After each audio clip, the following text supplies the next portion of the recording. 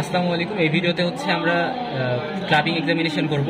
এই পেশেন্টের আমরা দেখতেছি ক্লাবিং আছে। তো ক্লাবিং এক্সামিনেশন সিস্টেম হচ্ছে আমরা শুরুতে ইন্সপেকশন করব। তো এভাবে দুই হাতে কাছাকাছি নিয়ে আমরা একটু হাই লেভেলে নিয়ে ইন্সপেকশন করে দেখব।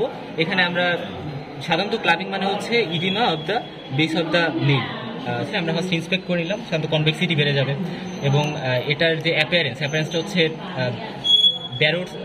প্যারোটস বিকের মতো বা হচ্ছে গিয়ে ড্রামস্টিক অ্যাপিয়ারেন্স হবে। ইন্সপেকশনের পরে আমরা যেটাতে চলে যাবো সেটা হচ্ছে শ্যামরোস উইন্ডো টেস্ট। তো শ্যামরোস উইন্ডো টেস্ট করার জন্য আমরা পেশেন্টের দুইটা আঙুলকে এভাবে করেসপন্ডিং দুইটা আঙুলকে এভাবে লাগাই দেবো। আপনি এভাবে লাগান তো। সো পেশেন্ট যখন এভাবে লাগাচ্ছে তখন আমি দেখতে পারতেছি যে মাঝে কোনো ডায়মন্ড শেপ স্পেস নাই।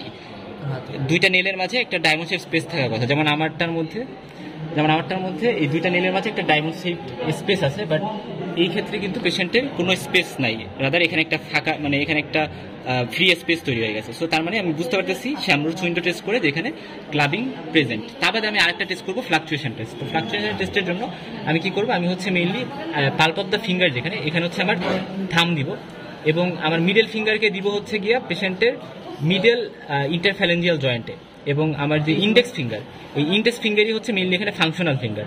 এটাকে আমি বেস অফ দ্য নেলে দেওয়ার ট্রাই করবো এবং দিয়ে একটা দিয়ে চাপ দিব, আরেকটা দিয়ে ফিল করবো। সো ফ্লাকচুয়েশন টেস্ট এটাকে আমরা বলি, কারণ আমরা ইন্ডেক্স ফিঙ্গার দিয়ে সব কাজ করতেছি। একটা দিয়ে চাপ দিব এবং এটাতে আমি ফিল পাচ্ছি, আবার এটা দিয়ে চাপ দিব, এটাতে আমি ফিল পাচ্ছি। সো এই যে ফ্লাকচুয়েশন টেস্টটা আমরা সব কিন্তু ইন্ডেক্স ফিঙ্গার দিয়ে করতেছি, এটাই ফাংশনাল ফিঙ্গার, আর বাকিগুলো শুধুমাত্র হেল্পিং ফিঙ্গার।